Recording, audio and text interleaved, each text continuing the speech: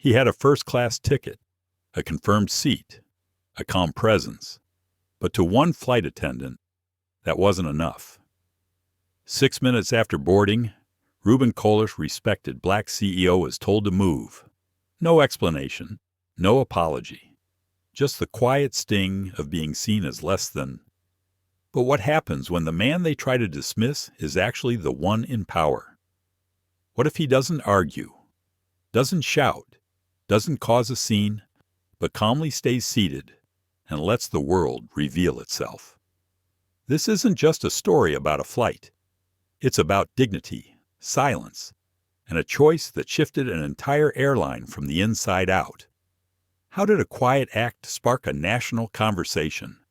Why did one man's refusal to stand make everyone else take notice? And what did the flight attendant say during the final hearing that changed everything? If you've ever been underestimated, if you've ever sat in a seat they didn't want you to have, this story is for you. Don't forget to like, share, and subscribe for more stories that reveal truth, justice, and quiet power. Now, let's begin. There are silences that feel like permission, and there are silences that feel like protest. Ruben Kohler had mastered both. He sat in seat 1C aisle side, front row, early boarding, window still half fogged from the chilled air outside. A gray morning light seeped through the small square of glass beside him, just enough to light the navy leather seats and polished aluminum trim. Around him, the cabin filled slowly, blazers rustled, laptop bags thudded into overhead bins, and the soft ding of pre-boarding chimes played on a loop overhead. Ruben didn't speak. He rarely did on flights. His suit was tailored but modest, charcoal gray, press flat, no logo, no flair. His shoes were polished to a quiet shine. On his left wrist, a black leather watch ticked steadily beneath the cuff. In his hand, a simple boarding pass. Printed, no app. Seat 1C. A man could do a lot from seat 1 cob serve, reflect, decide. What Ruben couldn't have known, not yet, was that 6 minutes from now, the woman who had just walked past him with a tray of sparkling waters and orange juice offering, none his way, would no longer be employed by the airline. But that moment hadn't arrived yet. She had barely acknowledged him. A flicker of eye contact. No smile. She pivoted instead to greet the man in one older, white, a monogrammed laptop case tucked under his arm. "Good morning, Mr. Langford. Still with the firm in Houston." He laughed, loud and familiar. "Until they carry me out." Ruben heard it all. He always did. The flight attendant, whose name tag read Kendra, handed Mr. Langford a mimosa with an extra napkin. The napkin had a gold sunburst logo Astra North Airlines and a tiny motivational quote about journeys beginning with small steps. When Kendra turned back toward the galley, her eyes passed over Ruben again.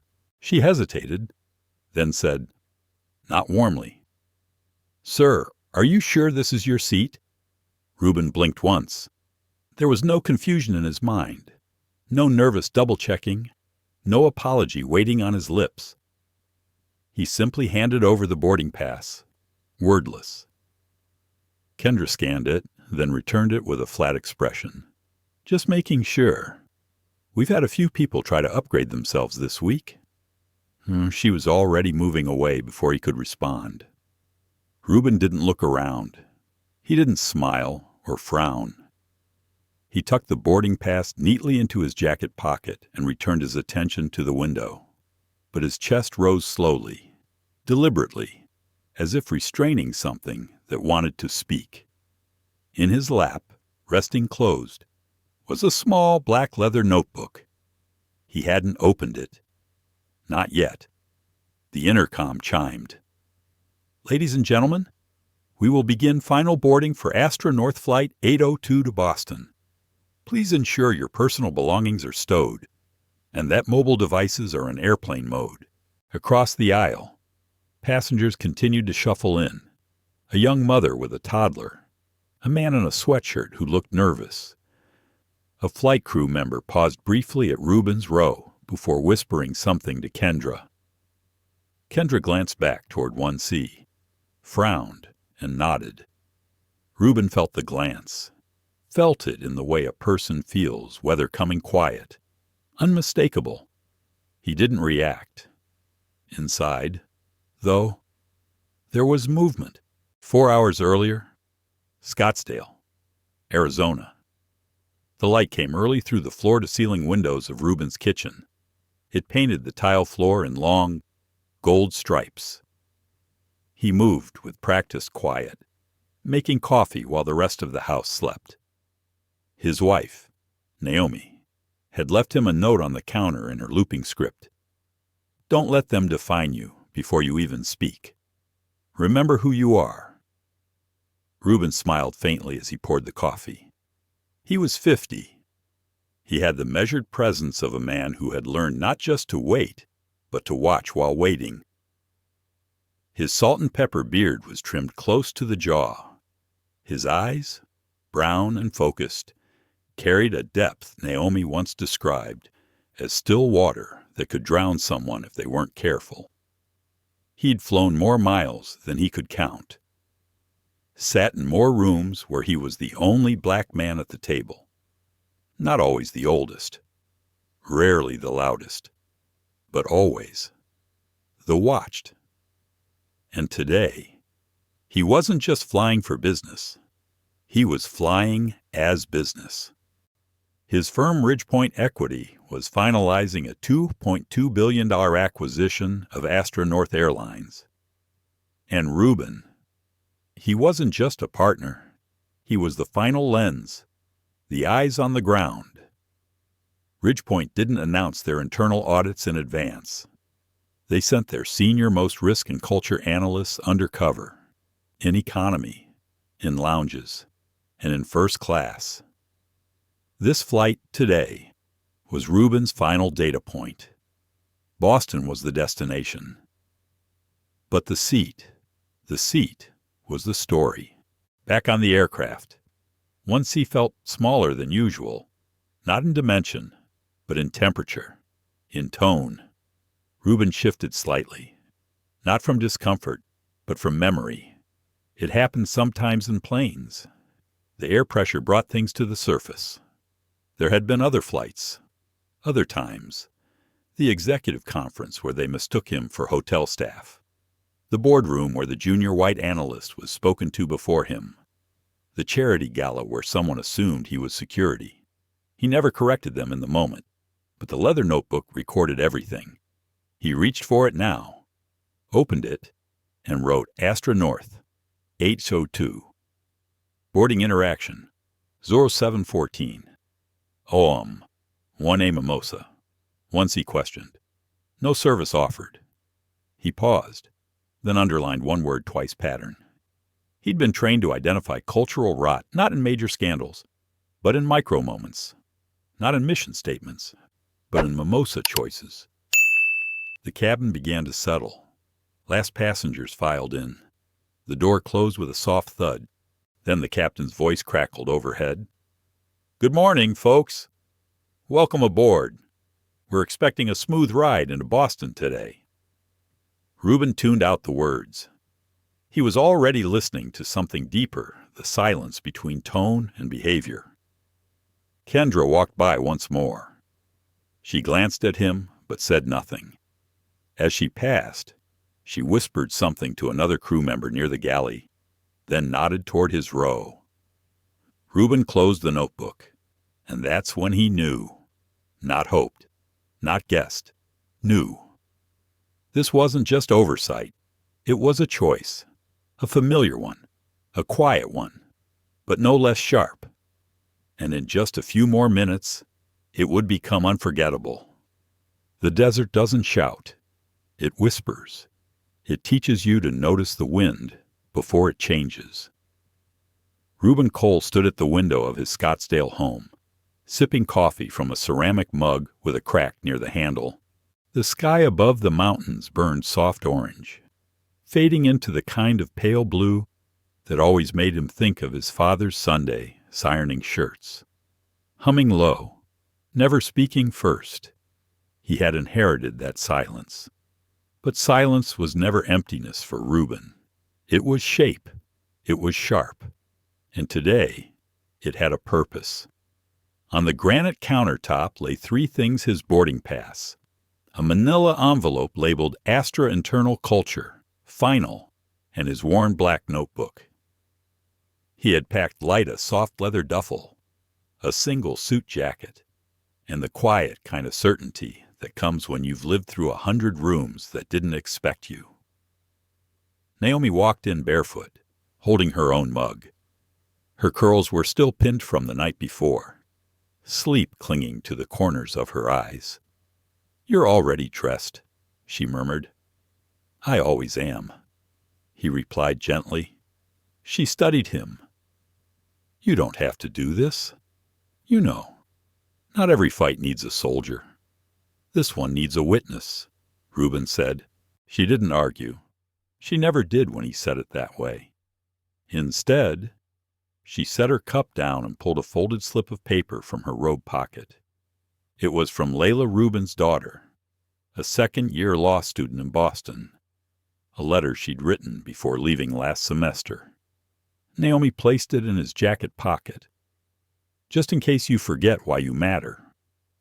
Ruben didn't need to read it to remember. He hugged her longer than usual, not because he was afraid, but because part of him knew. There are days when the world tries a little harder to break your dignity, and today felt like one of those days. By 6:10 a.m., Ruben stood inside Terminal C of Phoenix Skyport International. No bodyguard, no flashy badge. He kept his Ridgepoint credentials in a slim wallet, untouched. He didn't flash any status cards or speak to the concierge. Instead, he printed his boarding pass at the self-service kiosk deliberately. The machine spit out the thin slip of paper, slightly curled at the corners. Astra North Airlines Flight 802, nonstop to Boston Logan. Boarding Group 1, Seat 1C. He folded it once, tucked it into his inner coat pocket, and walked toward security. A young agent waved him through with a tired smile. Early bird, always. Ruben nodded. As he walked, he scanned, not just the ads and gates but people.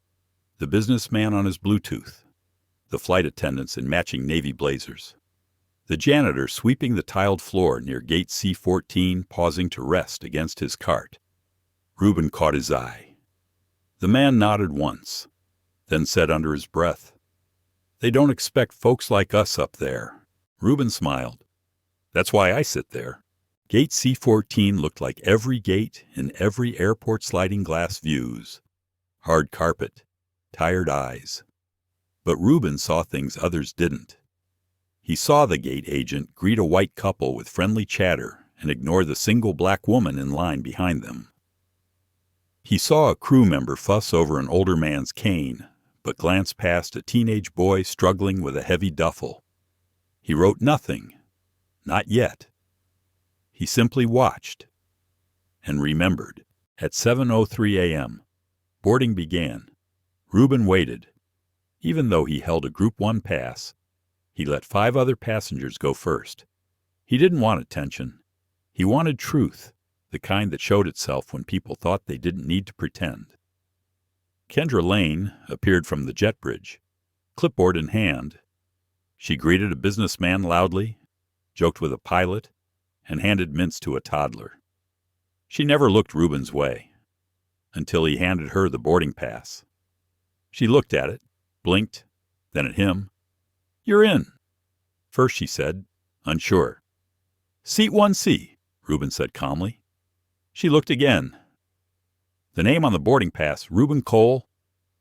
She nodded, clipped the stub, and handed it back.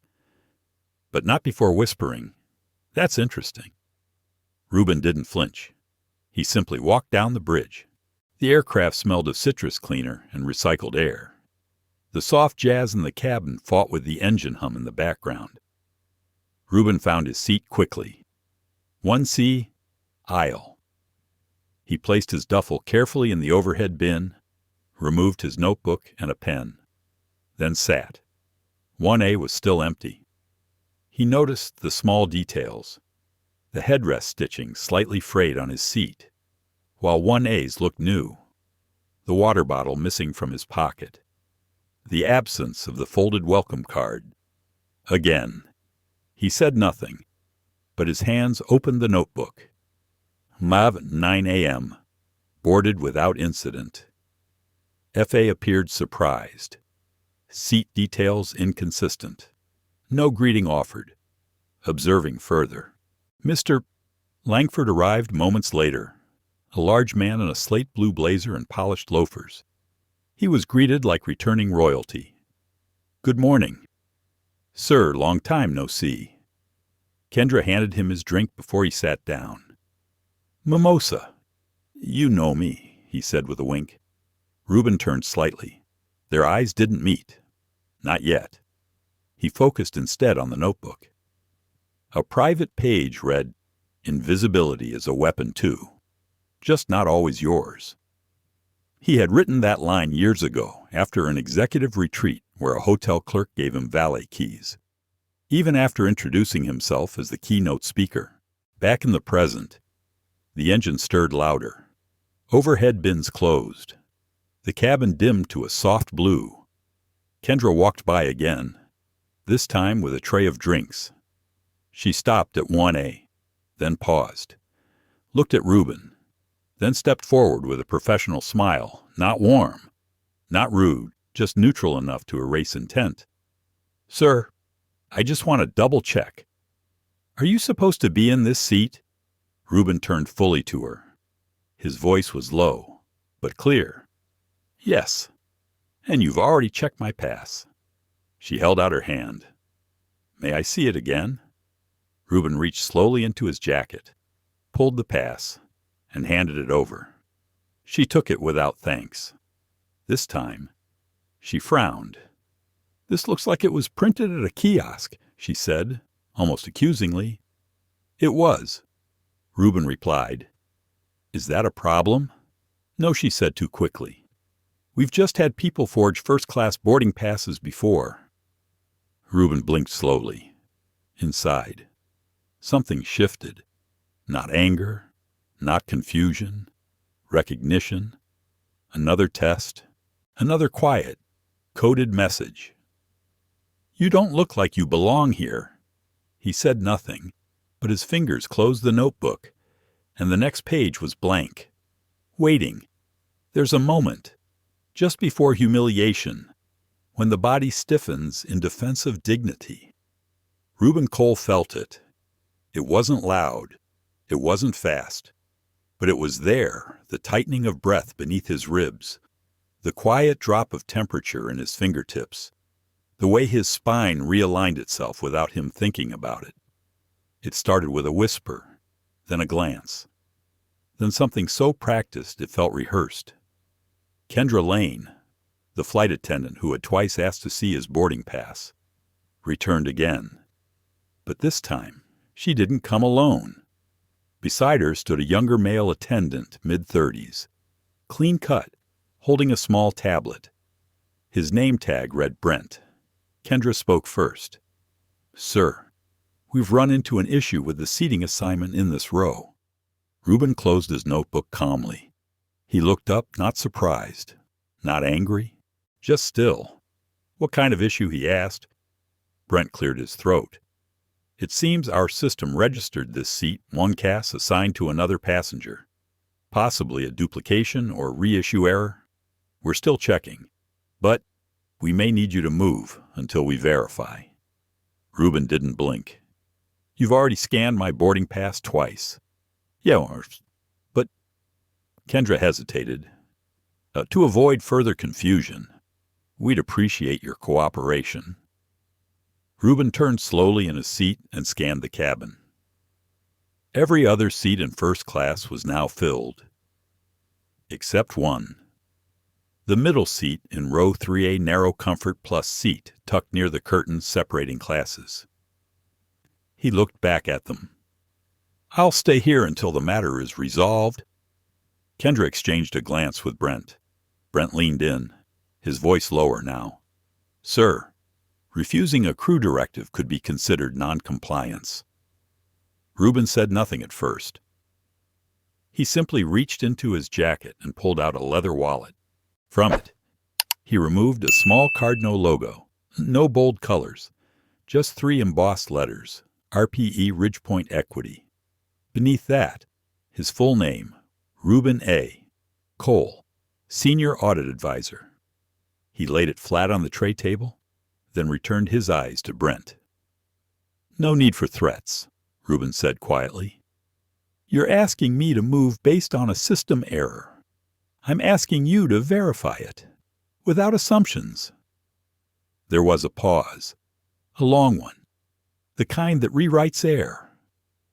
Kendra glanced again at the tablet. Brent shifted his weight. From across the aisle, "Mr. Langford looked up from his tablet, now curious. Ruben could feel the heat of attention rising. He hated spectacle, but sometimes justice starts with someone watching. Kendra straightened. "We'll double-check the manifest." They walked away. Ruben didn't move. He just opened the notebook again and wrote 7:23 a.m. Asked to vacate paid first-class seat due to system issue. No verification provided. No apology offered. Tone suggests escalation protocol if refusal. Reminder: visible deference often expected before proof is offered. Across the aisle, "Mr. Langford leaned toward Ruben for the first time. "Some folks get real sensitive about seats these days." He chuckled. Ruben didn't respond. Langford tried again. "Flying for business or pleasure?" Ruben turned toward him now. His tone measured. "Observation." Langford smiled like he'd heard a joke. "That's a vague answer." "It's a deliberate one." Ruben replied. Langford raised his mimosa.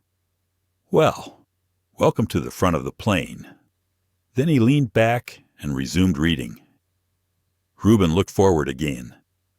The engines began their low whir of pre-taxi rumble, but the cabin wasn't cleared for takeoff yet. There was a delay. Another whisper. Another crew consult. 10 minutes passed. Then 15. The captain hadn't spoken yet. Passengers began murmuring. That's when Brent returned. Alone this time. No tray. No tablet.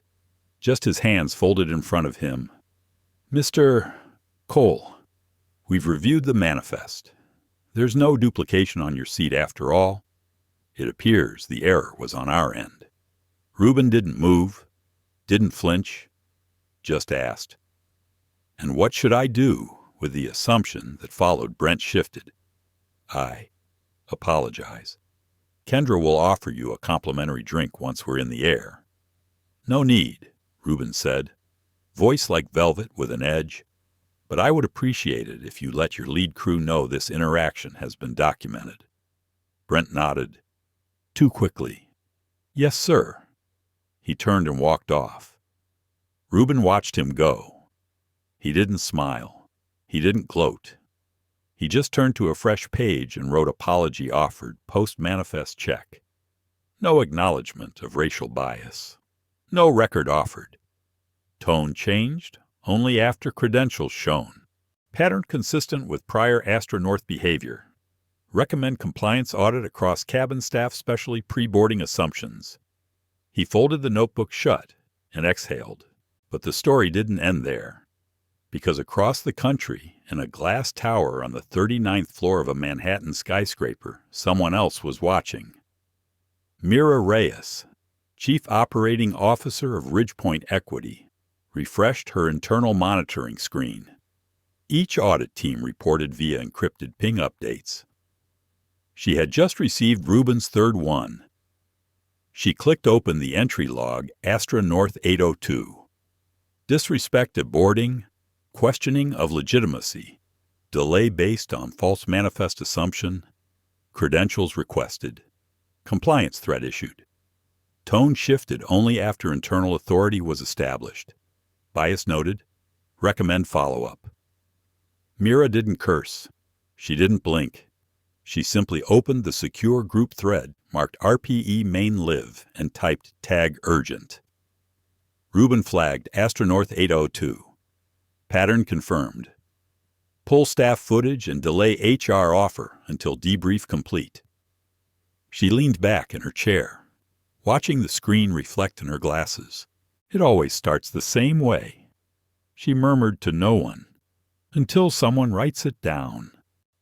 Back on the plane, Ruben sat in 1C with eyes closed, not sleeping, but steadying. He replayed the exchange in his head, the subtle accusation, the way his voice had dropped into calm clarity, the way their stance changed when his title entered the room because his presence alone wasn't enough. His breath slowed, but under the calm, there was tension still. He wasn't new to this, but something about this time felt heavier. Not because it was worse, but because it was predictable, expected, woven into the system like fabric that everyone claimed was smooth until someone ran their hand against the grain. Then, quietly, he reached into his jacket once more.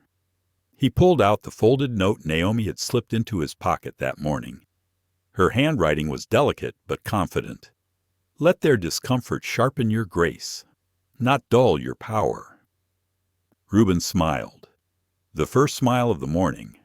He folded it again, placed it gently back where it came from, and looked forward. The plane began to taxi.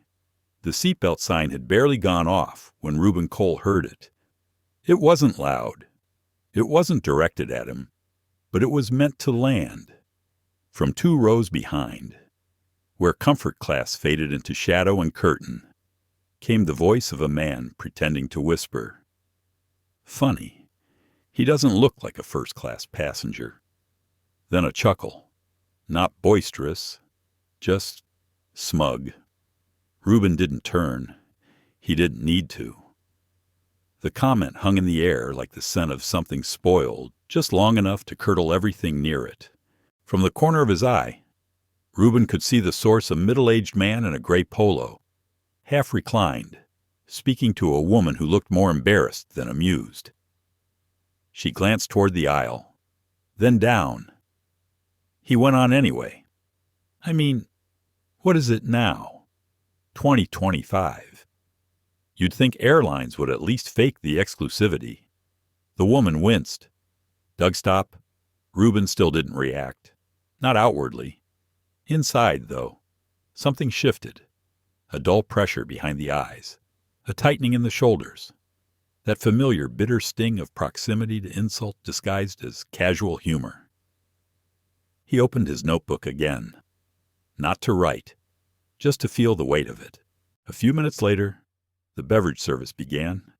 Kendra Lane was back, and now her smile was forced. She approached row 1 with her tray, stopping first at Mr. Langford in 1A. Mimosa refill. Don't mind if I do. He beamed. She poured it smoothly, then turned to Ruben. And for you, sir. Her tone was more careful now. Neutral, but with edges dulled from earlier friction. Still water, Ruben said simply. She handed him a bottle, hesitating for a moment as if expecting him to say more. He didn't. She moved on. Ruben unscrewed the cap, took a slow sip, and closed his eyes. And for the first time since boarding, he felt it. Weariness. Not of body, but of repetition.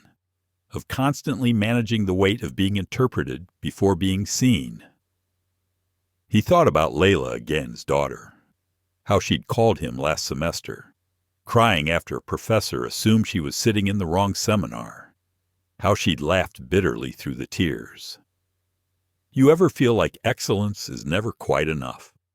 Dad, she'd asked, and he'd said, without pause, Yes. Every day. Suddenly, Mr. Langford leaned over again. Sorry. Did you hear that clown a few rows back? Ruben opened his eyes. I heard. Langford shook his head. Some people just have to prove they're ignorant before breakfast. Ruben looked at him now, and for the first time, really saw the man. There was no cruelty in his face, but there was a casual assumption that sharing the insult made him an ally. Ruben spoke gently. Sometimes silence tells me more than the words ever could. Langford blinked. You think I should have said something? No, Ruben said. I think you did say something. And with that, he turned back to the window. Langford didn't speak again for the rest of the flight. Behind him, Doug was still chatting, now louder. He talked about real estate, about the kind of people who moved into his neighborhood lately, about how diversity had its limits. Ruben didn't need to hear the rest. He had heard that monologue since 1987. What mattered now wasn't what Doug said. It was what Ruben would do with it. At exactly 9:07 a.m., the captain's voice broke the cabin air. Ladies and gentlemen, we've reached our cruising altitude. Smooth ride ahead all the way to Boston. Enjoy the view. Ruben looked at his notebook, then at his watch. Then he reached into his duffel and pulled out a thin white folder. On the front, a printed label, Astra North Airlines. Equity Audit Packet. Prepared for executive review inside were 3 documents. 1. A pre-written letter of findings outlining 3 months' worth of cabin-level behavior discrepancies across multiple routes. 2. An HR briefing memo, redacted but traceable to individual crew reports. 3. A signature-ready recommendation for cultural accountability training. All of it prepared in silence. All of it backed by passenger reports, statistical patterning, and Ruben's own first-hand experiences, coded and time-stamped. He glanced again at Kendra Lane, and then he pressed a button on the seat console. The flight attendant call light blinked overhead. Kendra returned a few minutes later, slightly flushed. Everything okay? Sir. Ruben held out the white folder. She looked at it, confused. What's this documentation? He said simply. She didn't reach for it. Not yet. He added, You'll want to deliver this to the captain, or the highest-ranking crew member on board. Kendra blinked. I don't understand. Ruben spoke softly, never raising his voice. You don't have to, but your airline's corporate ethics team will. She hesitated and took the folder. What's this about? Ruben held her gaze. This is about patterns, and how the flight crew treats perceived power differently from actual power. He didn't say race. He didn't have to. Her eyes dropped. She walked off, folder in hand. Across the aisle, a passenger pretended not to be watching. Behind him, Doug finally went quiet. The hum of the engine filled the silence. But Ruben's mind wasn't silent. He thought about all the times he had sat in boardrooms filled with men who called themselves progressive until the moment came to prove it. He thought about how often tone was policed while bias was left unchecked. He thought about how systems don't change when people scream. They change when someone with leverage writes it down and delivers it to someone who can't ignore it. Then Ruben did something small, but deliberate. He turned the page in his notebook. At the top, he wrote Phase 2, Activation. Then, below it, ETA 1, our 15 minutes to Boston. Kendra Lane stood outside the cockpit, folder still in hand. Her knuckles were white. She hadn't opened it, not fully, but she had seen the letterhead clean, elegant, authoritative, the kind corporate officers don't ignore. Astronaut's logo sat beside a seal she didn't recognize until she read the name at the bottom, Ridgepoint Equity. Her stomach dropped. She'd heard whispers about a private firm that handled quiet investigations for shareholders, about flights flagged for noncompliance culture, and about the man who never raised his voice, but always carried a notebook. Kendra turned to Brent, whispering sharply, "Do you remember his name?" Brent frowned. "Cole. Something Cole." She checked the manifest again. There it was. Ruben A. Cole. 1C. But there was no corporate title beside it. No designation. Just a name. Kendra felt cold, because now she understood. This wasn't just a passenger. This was an observer. A man trained to look for patterns, write them down, and bury companies with precision. Back in 1C, Ruben closed his eyes again, letting the hum of the engines wash over him. He didn't need to see the reaction. He had seen it before. The delay, the consultation, the whispers between crew. What always followed was predictable, a sharp pivot from control to damage containment. But Ruben didn't come here to be soothed. He came here to see. Exactly 32 minutes later, it happened. Not loudly, not violently, but with just enough friction to be felt. Doug Redford, the passenger in row 3, who'd made the earlier racist remarks, stood up abruptly and walked toward the front of the plane. He was holding a laptop. As he passed row 1, he paused just long enough to let his words drop like oil. "Make room. Gentlemen, some of us actually earned our seats." It was vague enough to deny, but pointed enough to wound. He stepped into the galley, pretending to stretch. Ruben didn't flinch, but across the aisle, Mr. Langford stiffened. "That guy again," he muttered. A flight attendant named Rachel, newly on shift, passed Doug in the narrow aisle and smiled nervously. Doug leaned toward her and said audibly, "You all really lowered your standards in first class." "Huh," Rachel froze. Her eyes darted to Ruben, then to Brent, who had just returned from the cockpit. Brent's jaw tightened. He approached Doug. "Sir, I'm going to have to ask you to return to your seat." Doug laughed. "What, I'm just getting some circulation? You're also disturbing passengers." Doug's voice dropped an octave. "You mean one passenger?" Then he said it. The phrase that would shift everything. "I don't care if he's the janitor or the CEO. He doesn't belong up here." Silence. Thick. Ugly. Ruben didn't move, didn't turn.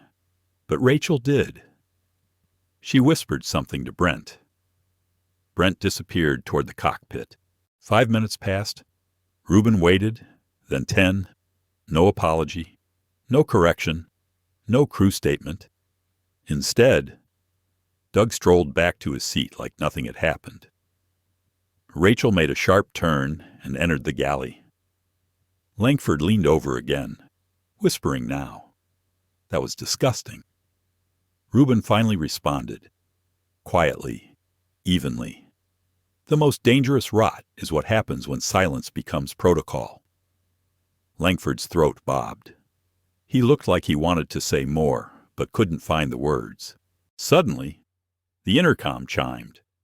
But it wasn't the captain. It was Brent. "Ladies and gentlemen, we'll be experiencing minor turbulence. Please remain in your seats with seatbelts fastened." It was a lie.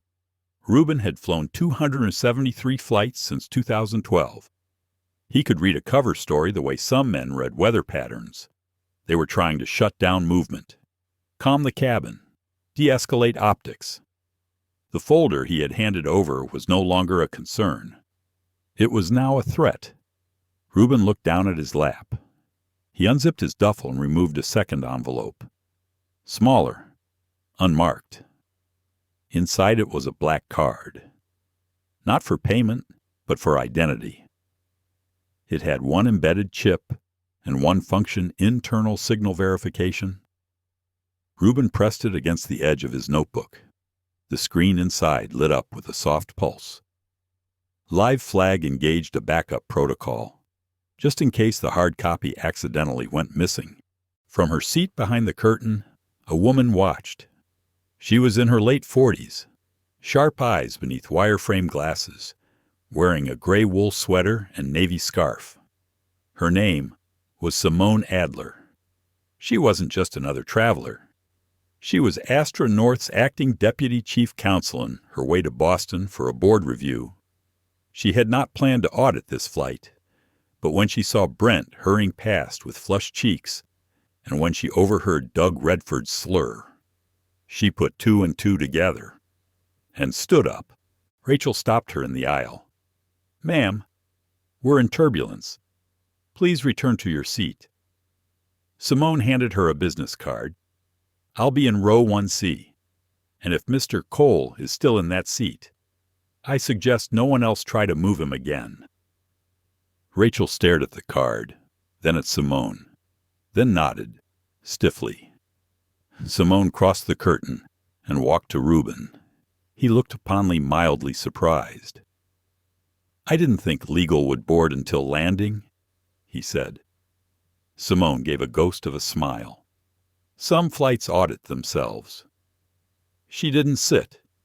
She didn't need to. Just leaned in and said clearly, "You'll have a formal response before wheels down. I've already started the memo." Ruben nodded once, then said, "Make sure it includes the name Doug Redford and a statement from Rachel." She heard it all. Simone's eyes narrowed slightly. "It will." She turned and left. No drama, no announcement, just movement. The kind that signals things are about to change. At 10:41 a.m., Ruben flipped to a fresh page and wrote "Silence broken. Legal present. Power dynamic shifting. Flight no longer in containment phase, now entering exposure." Then, for the first time all morning, he let himself breathe. A real breath. Not out of relief, but preparation. Because the next hour wouldn't just reveal truth. It would test what came after. At precisely 11:07 a.m., the flight intercom chimed again. This time, the voice wasn't polished. It was practiced. Captain Isaiah Keller spoke slowly, carefully, as if choosing every word from a list pre-approved by legal. "Ladies and gentlemen, this is your captain speaking. We're currently at cruising altitude and on schedule for arrival in Boston. I want to take a moment to address a matter brought to the crew's attention earlier in the flight." The cabin grew still. "You may have observed an interaction involving a passenger in first class and a member of our flight team. Please know that Astra North Airlines takes all customer experiences seriously, and we're currently reviewing the situation internally. We appreciate your patience, and we thank you for choosing to fly with us today." Click. Silence. Not just any silence, the kind that trembles with restraint. It wasn't an apology. It wasn't accountability. It was corporate insulation dressed up as reassurance. Ruben opened his eyes. He didn't flinch. He didn't smile. He just wrote one sentence in his notebook, and still, they think silence is a parachute. 2 rows behind, Doug Redford chuckled under his breath. "Guess somebody pulled some strings."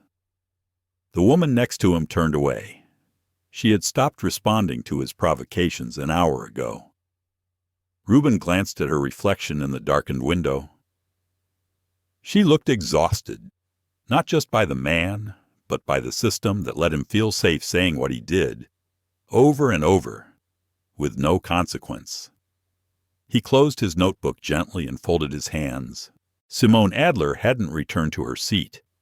Instead, she had quietly stationed herself near the galley, standing in the corner, watching everything, not interfering, just observing as someone trained to read power under pressure.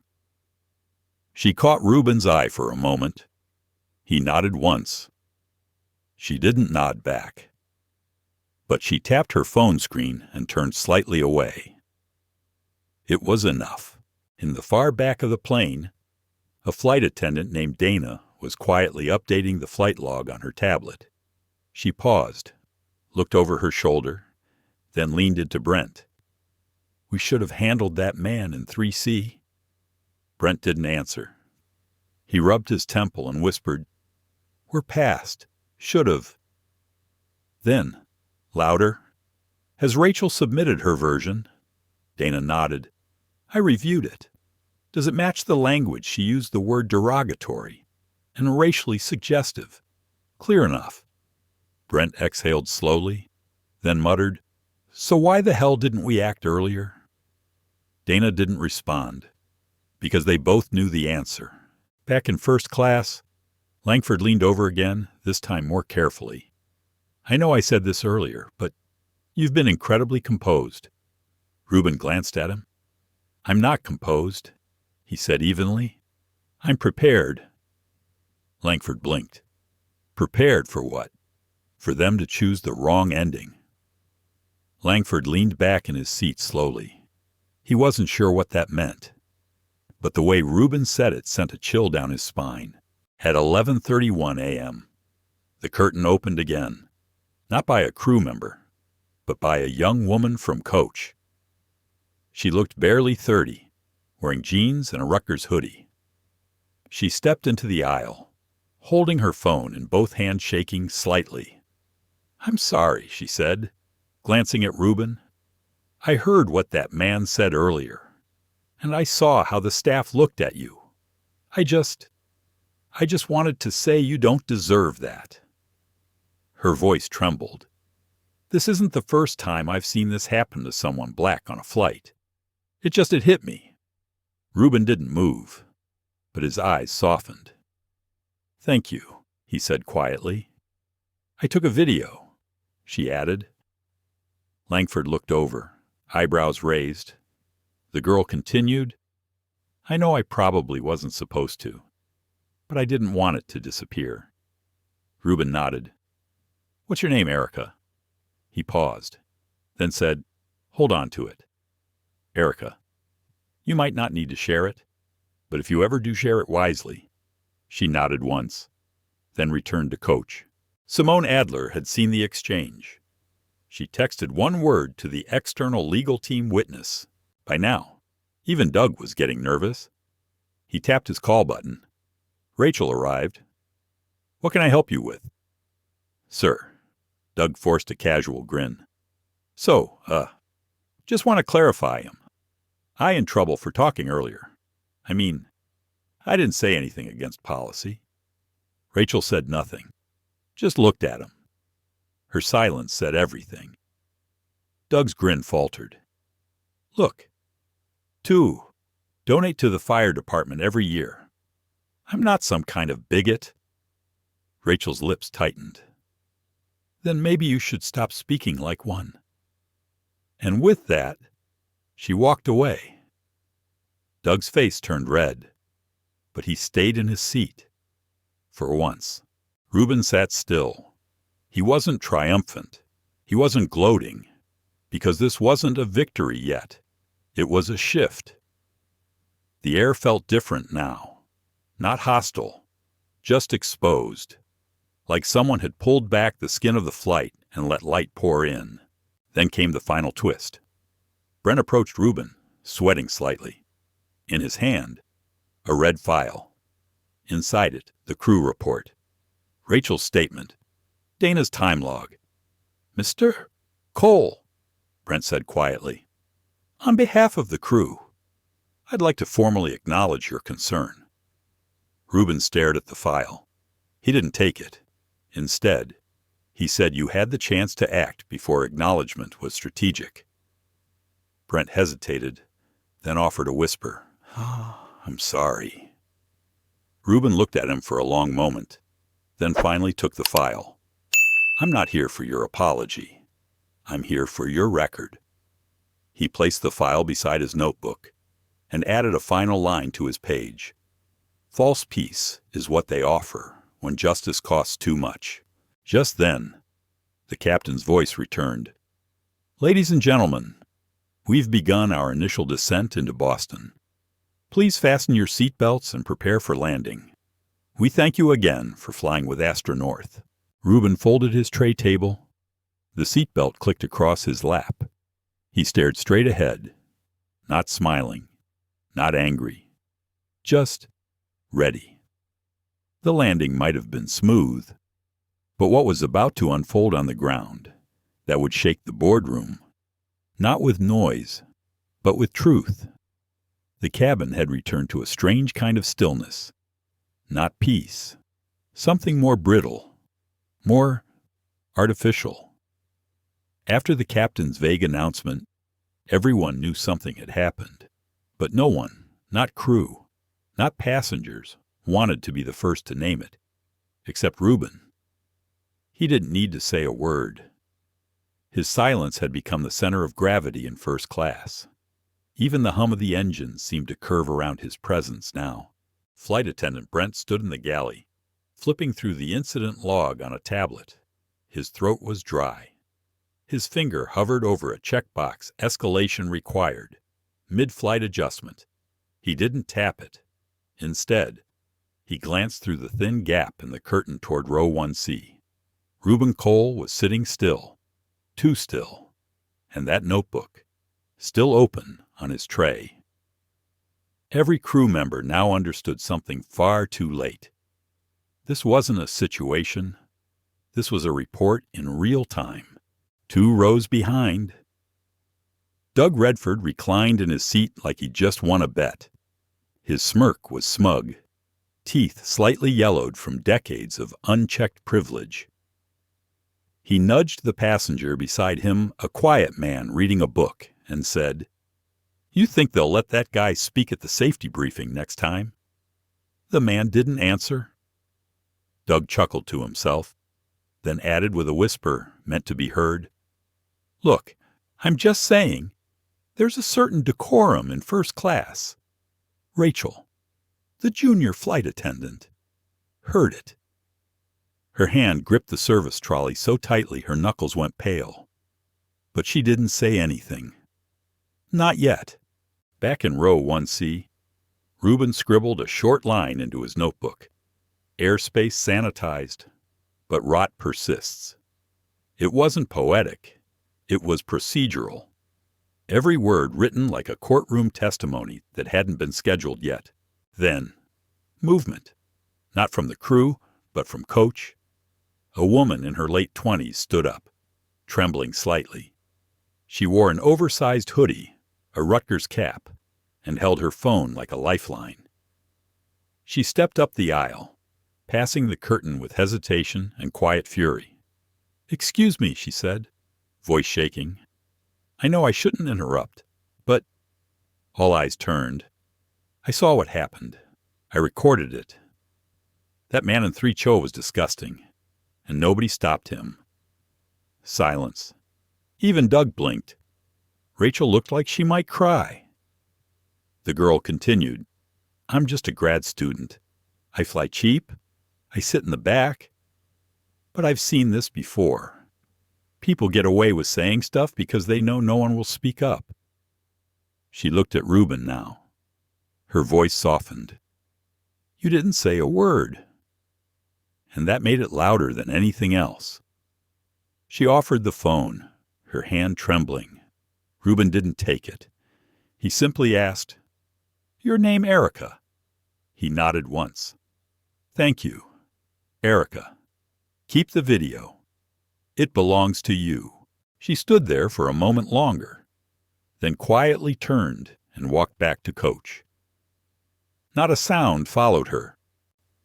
30 seconds later, Simone Adler Corporate Legal Counsel walked back through the curtain. She didn't sit. She didn't blink. She simply approached Brent at the galley and said softly, "You're going to need to submit a full supplementary crew log before touchdown." Brent looked like he might collapse. "Is that official?" Simone didn't smile. She said, "It's inevitable." By now, even Captain Isaiah Keller was tense. He'd been watching from the cockpit camera feed. The murmurs, the movement, the defiance. This wasn't turbulence. This was liability. He hit the intercom again. Ladies and gentlemen, we'll begin our descent into Boston shortly. Please ensure your seatbacks and tray tables are in the upright position. Click. He didn't say another word. He wouldn't. He knew now this wasn't a situation to command. It was a fire he'd already flown through. At exactly 11:43 a.m., Rachel approached Ruben again. No tray, no corporate smile. She looked tired, human. Mr. Cole, she said gently, I'm submitting a report. Ruben turned to her.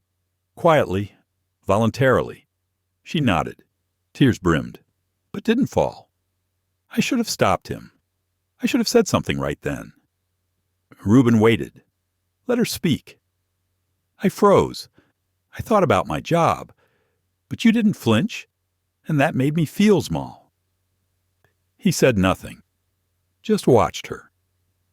Rachel reached into her apron and handed him a folded slip of paper. My statement, pre-written.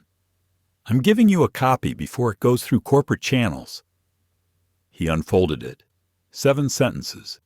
Clear, measured, unmistakably honest. When he looked back up, Rachel was gone. Langford, seated across from him, finally broke the quiet. You know, he said, my father would have told me not to get involved. Ruben raised an eyebrow. Langford continued, old-school corporate man, polite racism, private discomfort, the kind that smiles and says nothing. Ruben didn't respond. Langford turned to face the window. But I've got grandkids now, and I don't want them growing up thinking silence is noble. Ruben finally nodded. It isn't noble, he said. It's strategic cowardice. As the plane tilted gently into descent, Ruben opened the folder Simone had returned earlier. Inside was a copy of the company's DEI policy. He flipped through the pages. Lines about diversity, words like respect and belonging printed in bold sans serif. He circled one paragraph in red. Every employee and contractor, regardless of position, will be held accountable for behavior that undermines our commitment to equity. Then, beside it, he wrote, let's see. By the time the landing gear engaged, the entire cabin had shifted, not physically, emotionally. The power dynamic had reversed without a single raised voice. What started as an incident had become something heavier, documented, witnessed, named. Ruben closed his notebook with one hand and clicked his seatbelt with the other. The wheels touched down in Boston with a whisper of rubber against tarmac. But the echo it left in the cabin would last far beyond this flight. Boston Logan International. Gate A13. The moment the plane door opened, 3 things happened almost simultaneously. First, Doug Redford bolted up, dragging his overcoat from the overhead bin, face flushed, eyes darting as if trying to outrun his own words. Second, Rachel, the junior flight attendant, discreetly stepped back into the galley, hands trembling, eyes red. And third, Ruben Cole remained seated, still buckled in, still composed, still quiet, not because he was indecisive, but because power doesn't rush. Sir, Brent said gently, pausing beside him, we've arrived. You're cleared to deplane. Ruben looked at him. Who's waiting at the gate? Brent hesitated. Corporate liaison, a man from Astra North Legal, and a media observer from Aerotrend Weekly. Ruben gave a soft nod. Then, finally slowly, he unbuckled his seatbelt, closed his notebook, and stood. He adjusted the cuffs of his navy overcoat, not flashy, tailored, quiet, like him. Langford stood too, offering a small gesture. I hope things change after this. Ruben paused, then replied, they already are. Doug Redford tried to slip out fast. shoulders hunched, but at the gate, he stopped cold. 2 uniformed employees were waiting. One of them, woman in a dark gray blazer, spoke without flinching. "Mr. Redford, you'll need to stay momentarily for documentation regarding an onboard incident. This is a standard protocol involving discriminatory behavior." Doug's mouth opened, then closed. For once, he had no line to throw back. Just a shallow breath and a small step back. Meanwhile, Erica from Coach stood to the side, clutching her phone in a tote bag. She wasn't filming. She didn't need to. She was watching, witnessing, and that, too, was power. When Ruben stepped through the jet bridge, the air felt colder, not because of the terminal, but because of the tension waiting on the other side. 2 men in suits approached, one holding a manila folder, the other a company-issued iPad. The taller one spoke first. "Mr. Cole, I'm Raymond Ellis, Senior Legal Liaison with Astra North Airlines." Ruben gave a small nod. "This is Michael Grant." Raymond continued, gesturing to the shorter man with graying temples. "He's the VP of Corporate Risk Management." Michael extended a hand. Ruben looked at it, then declined to shake. "Not today." Michael lowered his arm awkwardly. "We'd like to invite you to a private suite upstairs to discuss everything." Ruben stepped forward slightly. "And by everything, you mean damage control." Raymond cleared his throat. "We prefer to think of it as proactive resolution." Ruben smiled, but it didn't reach his eyes. "I prefer facts." Behind them, Simone Adler appeared.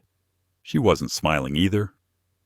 She walked straight to Ruben's side, whispered one word, "Press." Ruben turned slightly, and there they were. Across the concourse, beyond the glass, stood 2 reporters, one holding a mic, the other a camera. Both had eyes locked on Ruben. They weren't shouting questions. They weren't pushing in. They were just waiting, because the story was already moving, and everyone knew who the protagonist was. "Do you want to respond publicly?" Simone asked softly. Ruben didn't answer right away. He looked at the departure boards. Flights leaving, flights arriving, people in motion. Unaware that something quiet but seismic had just happened in Seat 1C, he finally replied no. Simone blinked. "No." Ruben looked at her. "I want them to tell it wrong first. Then, calmly, I'll correct it once." The men from Astra North seemed increasingly uneasy. "Mr. Cole," Raymond began again, "we understand your concerns and deeply regret what transpired. We're prepared to offer spare me the NDA." Ruben cut in gently. Michael stiffened. Raymond glanced at Simone, who gave the faintest shake of her head.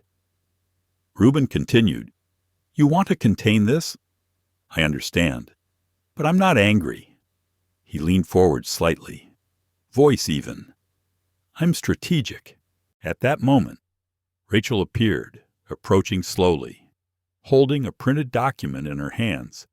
She looked terrified, but she walked straight up to Ruben, took a breath, and said, "This is a signed version of my statement. I made a copy for myself, one for HR and one for you." Ruben took it quietly. "Thank you. Rachel." She looked up at him, voice breaking. "I'm sorry I didn't do more." Ruben said nothing. Instead, he opened the statement, folded it, and slid it into his notebook, then said simply, "You did something now. That counts." She swallowed hard, then stepped aside. Simone offered her a silent nod. The circle of silence around them was louder than ever. Nearby, Erica watched all of it. She hadn't spoken a word since landing, but her phone was still in hand, her screen open to an email draft to Student Editor Rutgers. Edu, Subject Witness Statement. Logan Gate, A13. Back at the gate, Doug was being quietly escorted to an administrative office for written reflection. It wasn't an arrest, but it was something new, something he'd never had to do before, be accountable. Meanwhile, Ruben walked with Simone to a nearby elevator. He glanced down at his phone. A text had arrived. From Kira Cole. Landed okay. Let me know. Dinner's ready when you are. Love you. He stared at it for a long time, then typed back. All good. Quiet flight. I'll tell you about it after dessert. Then he smiled, genuinely, for the first time all day. By 1:15 p.m., Ruben Cole was no longer just a passenger. He was a presence in Astra North's legal conference room on the 17th floor of their Boston headquarters, quiet, immovable, and not listed on anyone's official visitor log. Simone Adler sat beside him. No press, no drama, just facts and documentation. Across the polished table sat 3 board executives, each trying not to show sweat under designer cuffs. They didn't expect him to show up in person, and certainly not this quickly. But that was their first mistake. The second mistake, they forgot he still held a voting chair on the company's Global Equity Oversight Council, a body that, until recently, had been brushed aside as symbolic, until now. Now, every document he carried could be subpoenaed. Every sentence Rachel wrote, Erica recorded, or Brent deleted, was now relevant. I'm here as a courtesy, Ruben said calmly. No press, no announcement, yet. An executive named Talon shifted in his seat. You know, Ruben, he began, smiling with forced warmth. We respect your contribution to this company deeply. Ruben didn't return the smile. Instead, he tapped his pen once on the table and replied, Then why did one of your senior stewards call me a corporate diversity project in front of 12 passengers? Silence. Talon cleared his throat. That's being reviewed. It's being documented, Ruben corrected gently. And don't worry. I didn't raise my voice. I just wrote it down. Simone passed a slim binder across the table. Inside were typed transcripts, timestamps, internal messages from the crew Slack, and Rachel's statement highlighted. It landed like a stone on a frozen lake. Cracks began to form. On the 19th floor, Astra North's interim CEO, Charles Winton, stood at a frosted glass window with his phone to his ear. Who's advising him? He snapped. No, I don't care if it's PR. I want names. If Adler's with him, we have about 6 hours before this becomes legal, and 12 before it's public. The voice on the other end tried to reason with him. Winton exhaled sharply. Then find a way to spin it. If this leaks, we lose minority trust, international contracts, and half our pending subsidies. Ruben Cole's not just a man, he's a message. He hung up, and for the first time that year, he didn't feel like a CEO. Back in the conference room, Ruben calmly flipped open his notebook. There's something else, he said, eyes sharp. The board members tensed. I've received 5 texts since I landed, all from employees, engineers, gate staff, analysts, all of whom were quietly pushed off projects in the last 3 months without written explanation. He looked up. Pattern recognition is kind of my thing, Simone added softly. Some of those removed employees hold H-1B visas.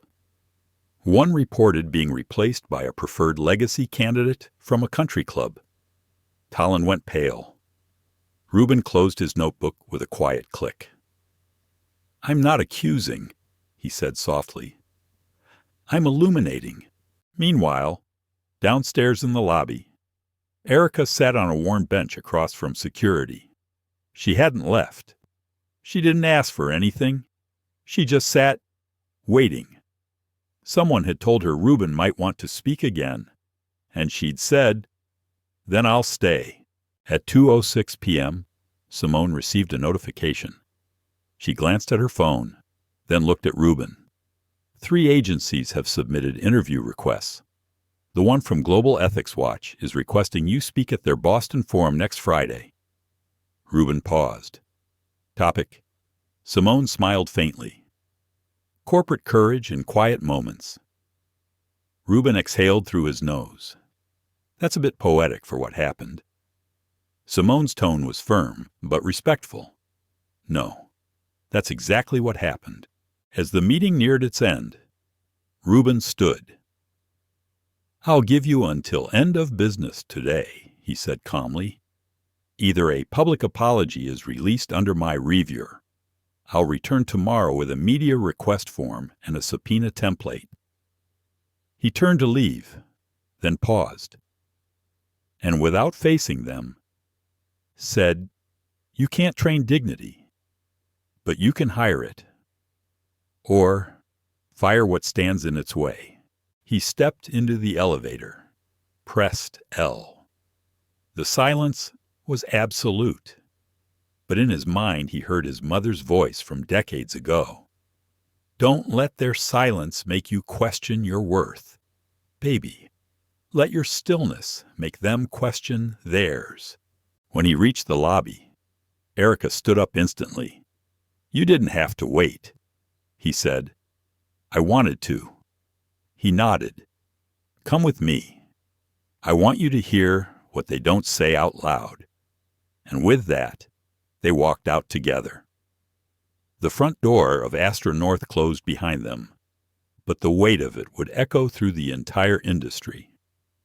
Ruben hadn't meant to walk to the harbor, but his legs carried him there, unthinking toward the worn stone bench across from the ferry line, where Boston's wind curled cold around the skin and the saltwater smell clung like memory. Erica walked a few steps behind, not speaking. She could tell it wasn't ready to talk yet. But he had brought her here for a reason. He stood by the railing, watching the rippling current. "I was 14, he said finally. "Greenville Regional Airport. It was raining. I had a scholarship ticket to a youth engineering camp in Seattle." Erica stood still, listening. "My mother saved for 2 months just to get me a decent pair of shoes. I'd never flown before. I didn't even know how the gate worked." He paused. Gate agent took one look at me and said, "That's not your boarding pass. Where's the adult who bought it for you?" Erica felt her throat tighten. "What did you do?" she asked quietly. I showed it to her again, twice. She crumpled it up and told me to sit on the bench until they verified its authenticity. He closed his eyes. "I missed the flight. The camp, too." Erica said nothing. She knew that kind of silence. It wasn't absence. It was memory that never left. "That day," Ruben continued, "I swore I'd never yell to be seen. I'd become someone they couldn't look past." He turned to her. "That's why I stayed seated in 1C. Not because I doubted myself, but because I wanted them to question everything that told them I didn't belong there." Erica felt her voice shake. "I didn't know. I'm sorry." He smiled gently. "You don't have to be. You stayed. That's more than most people ever did." He sat on the bench. For a moment, neither of them spoke. Then Ruben asked, "Why journalism?" Erica blinked. "What, you're young. You could do anything, but you stayed behind at the gate. You watched. You wrote." Erica looked down. "My grandfather was denied service at a hospital when he had a stroke. They said he looked like a transient. He died in the parking lot." Ruben's face didn't move, but his eyes changed. "My mom told me," Erica continued, "that sometimes the only justice we get is someone writing it down." Ruben nodded slowly. Then he handed her his notebook, the same one he'd used in seat 1C. Inside were names, dates, quotes, some from that morning, some going back years. Erica flipped through, wide-eyed. "You kept all of this, I document," Ruben said, "even when no one's looking." That night, the harbor was quiet, and for once, the wind didn't feel cruel, just honest. Meanwhile, inside a high-rise tower 4 blocks away, CEO Charles Winton was pacing his corner office with a trembling hand. The preliminary audit report had arrived. 5 names surfaced, all tied to discriminatory crew reassignment, gate profiling, and legacy comfort zone hiring language, all tied to Doug Redford's network. Winton closed the report, turned to his assistant, and said 3 words, "Prepare the resignations." But one name stood out most: Kendra Lane, the senior flight attendant from 1C, not because of what she said, but because of what she didn't. The next morning, Kendra sat alone in a small apartment in Dorchester. Her phone buzzed 7 unread messages, 3 from union reps, 2 from former colleagues, and 2 from unknown numbers. She stared at them, then put the phone down. She hadn't been fired yet, but something was shifting. She could feel it. What she didn't know, Rachel had formally requested mediation. She wasn't doing it to punish. She was doing it to break the silence. Meanwhile, Erica sat in her shared apartment, typing fast under a blanket. Her article draft was simple. No drama, just truth. When a man in seat 1C didn't move, he shifted an industry by Erica M. Townsend, Rutgers Student Media. Ruben read it 3 times that night. He made one correction. In the margin, in small letters, he wrote, "I didn't shift anything. I just stayed still long enough for the system to tilt around me." Rachel sat in the small conference room at the Astra North HR building, her hands folded tightly in her lap. 3 representatives sat across from her 2 from HR, 1 from the union. A 4th seat remained empty. That seat belonged to Kendra Lane, but she hadn't shown up yet. Rachel wasn't sure if she was hoping she would, or praying she wouldn't. "Ms. Browning," the HR rep began, "we're here to record your official account of what occurred in first class on Flight 7822. Your written statement has been reviewed. This meeting is for clarification." Rachel nodded silently. She could feel her pulse in her ears. The union rep to her left gave a subtle, encouraging glance, but no words. The door opened. Kendra Lane entered. Not late, just calculated. She walked with her chin slightly raised, but her eyes, Rachel noticed, weren't sharp today. They were tired, almost haunted. "Ms. Lane," the HR rep nodded. "Thank you for joining us." Kendra didn't respond. She just sat, folded her arms, and waited. They began the hearing. Rachel answered every question. She didn't exaggerate. She didn't hide. When they asked why she didn't speak up in the moment, she answered honestly. "I froze. I wasn't trained to confront someone senior to me. I've never seen anyone do it and keep their job." No one responded, but someone wrote something down. Halfway through, Kendra suddenly leaned forward. "I'd like to speak." The room shifted. HR looked surprised. "Go ahead," the rep said cautiously. Kendra took a breath. Her voice was flat. At first, "Yes. I told the man in 1C that he didn't belong there." "Yes. I ignored his boarding pass." "Yes. I called him a fraud under my breath." Rachel stiffened. Kendra continued, "But the part that matters, the part that really matters, that I didn't think anyone would challenge me. I didn't think anyone would stay seated." Her voice shook slightly. "That man didn't move, and that shook me more than I'll admit." Silence. The HR rep blinked. Ms. Lane, are you admitting fault? Kendra nodded. I am. The union rep stirred, alarmed. Kendra. She cut him off with a raised hand. I'm not here to keep a title I abused. Rachel's throat tightened. For a moment, she saw the version of Kendra she had once admired years ago when she joined the airline. But it was buried now, beneath pride, guilt, damage. Still, some part of her said, maybe this is what change sounds like. Not applause, just accountability. Later that afternoon, Ruben received a text. From Simone Adler. Rachel's hearing concluded. Kendra admitted fault. HR is recommending formal review and policy reform. Quiet victory. You good, Ruben stared at the message. Typed back, getting there. Then send my respect to Rachel. Tell her I'm glad she didn't shrink. Elsewhere, Erica sat at her campus cafe, headphones in, watching the view count on her article climb. At 10,000 reads. Her name started trending on a small student blog.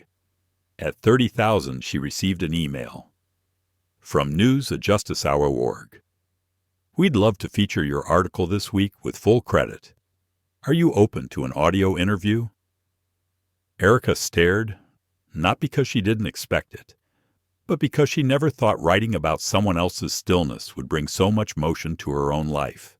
Meanwhile, Kendra returned to her apartment, opened her closet, and pulled down a small shoebox from the top shelf. Inside were mementos, an old crew badge, 2 faded notes from passengers thanking her, and a photo of her first day on the job back when she still smiled with her whole face. She looked at it, then flipped it over. On the back, in pen, were 4 words, "Don't forget who's watching." She hadn't remembered writing that, but now it echoed. She picked up her phone, typed a draft resignation letter, but didn't hit send. Not yet. Instead, she called her younger sister and said 4 words. She hadn't said in years. I think I failed. There was silence. Then the sister's voice, gentle but firm. Then do better. Don't disappear. That night, Ruben walked into his home. Kira was waiting at the table with 2 plates of food and her laptop open.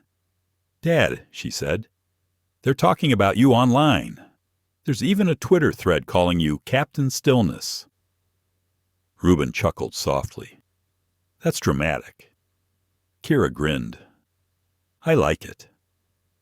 Then she turned serious. You okay? Ruben nodded.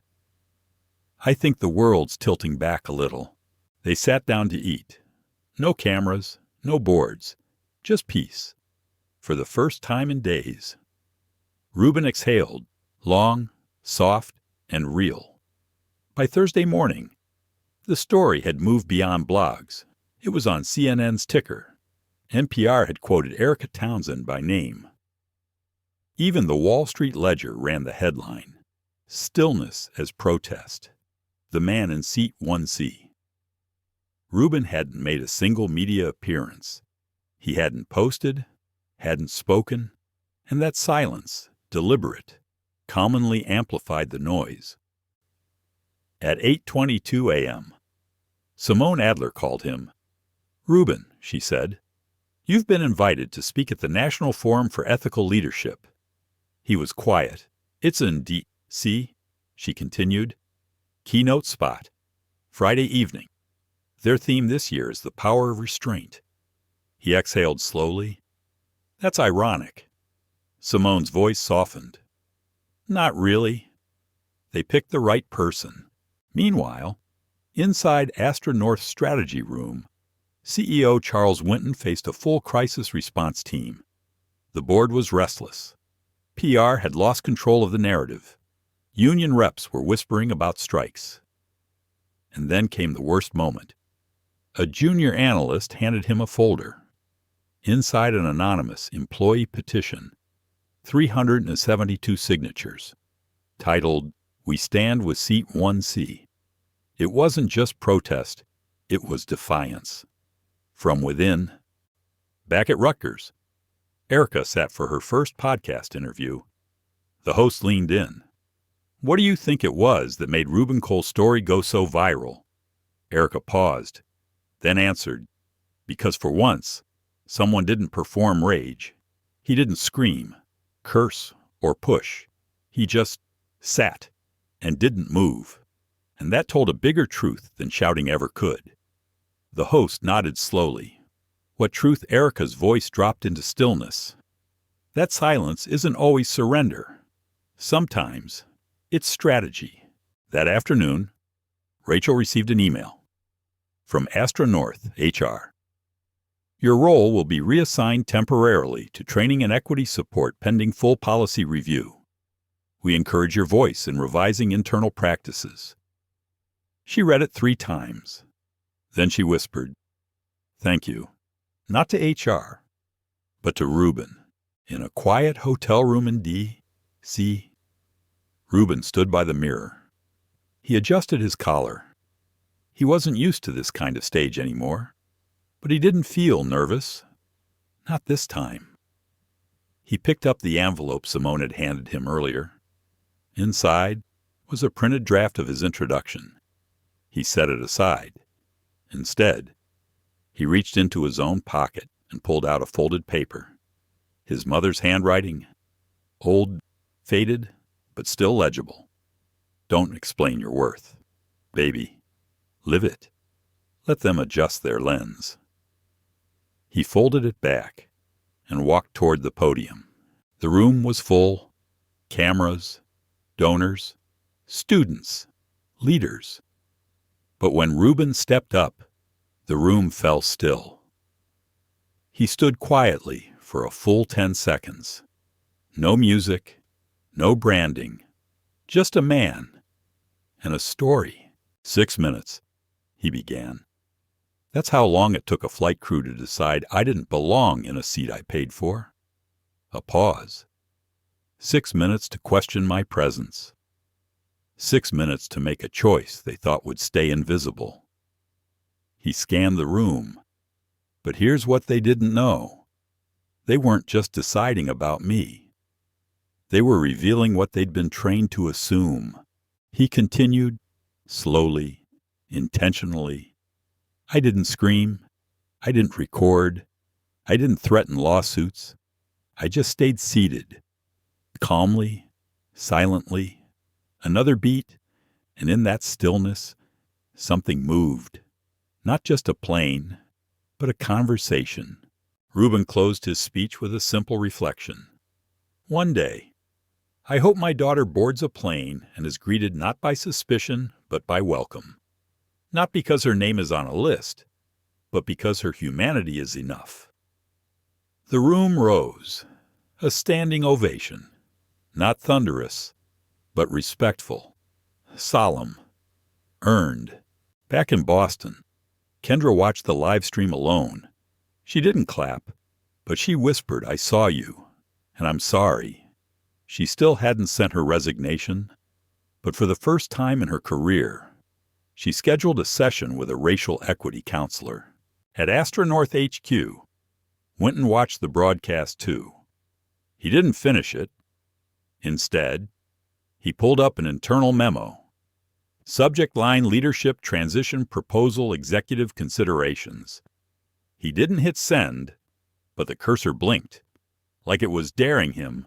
In a cafe across from campus, Erica received a PayPal notification. Someone had tipped her $500 with a note for telling a story they tried to bury. She smiled, then closed her laptop and whispered to herself, "We're not done." 3 weeks later, Ruben Cole boarded another Astra North flight. This time, it wasn't a business trip. It was personal. Seat 3A, coach, on purpose. He didn't need the first-class label anymore. What he needed was perspective from all sides of the aisle. Across the country, change was echoing. Astra North's new CEO officially announced that week was Angela Duarte, a former compliance director and daughter of Peruvian immigrants. Her first policy initiative. A seat is not status. A passenger is not a profile. Mandatory retraining. Anonymous seat monitoring. Equity-based hiring board. It wasn't performative. It was structural. Ruben had quietly declined the offer to sit on that board, not out of bitterness, but because his work, for now, was inward. In her Boston apartment, Kendra Lane drafted her first internal training document for new flight staff. The title, Seeing Seat 1C. It opened with a quote, "Don't mistake stillness for absence. Sometimes, that's where truth waits." She hadn't resigned, but she had redefined her role. And this time, she was watching her tone, her gaze, her pauses. Erica Townsend's article was picked up by 3 more publications, then used in a communications ethics lecture at Howard University. When she called her mother to share the news, her voice broke on the second sentence. Her mother just said, "He didn't just change a flight. He changed your direction." And Rachel. She walked into her first training session that spring with 40 new recruits.